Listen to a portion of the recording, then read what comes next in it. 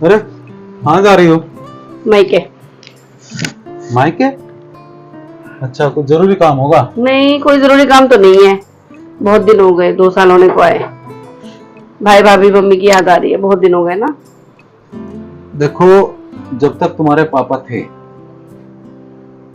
तब तक वो तुम्हारा मायका था। उनके जाने के बाद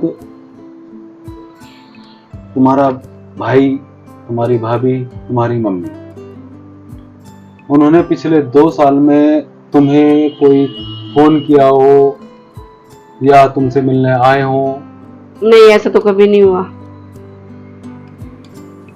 तो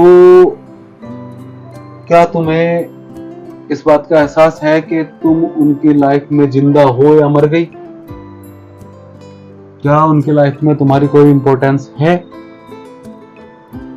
देखो, तुम्हारे भाई भाभी तो अपने परिवार के साथ अपने परिवार में खुश हैं।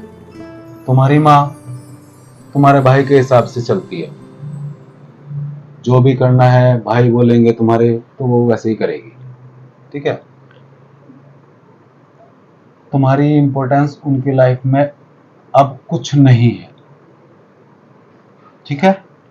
तुम्हारा मायका तब तक था जब तक तुम्हारे पापा थे। अब वहां तुम्हारा जाने का कोई मतलब बनता नहीं। तुमने क्या बोला था समर वैकेशन में पिछले साल अपनी भाभी को? आने के लिए बोला था, तो उन्होंने बोला था कि वो कहीं वेकेशन में घूमने के लिए जा रही हैं। अच्छा, ठीक। फिर रक्षाबंधन में तुमने अपने भाई को फोन किया कि तुम राखी बांधने आ रही हो। उसने क्या बोला कि वो वो तो अपनी बीवी को मायके लेके जा रहे हैं राखी का त्योहार मनाने के लिए। तो जब तुम्हारी इंपॉर्टेंस, तुम्हारी कोई वैल्यू उनकी नजरों में है ही नहीं, तो भाई क्या लेने जा रहे हो वहां और क्यों जा रहे हो? तुम्हारी माँ को तो ये दिक्कत हो जाती है कि मेरे बेटों का पता नहीं कौन सा माल लेकर चली जाएगी ये, कौन सा उनकी जमीन जायदाद प्रॉपर्टी अपने नाम करा ली तो।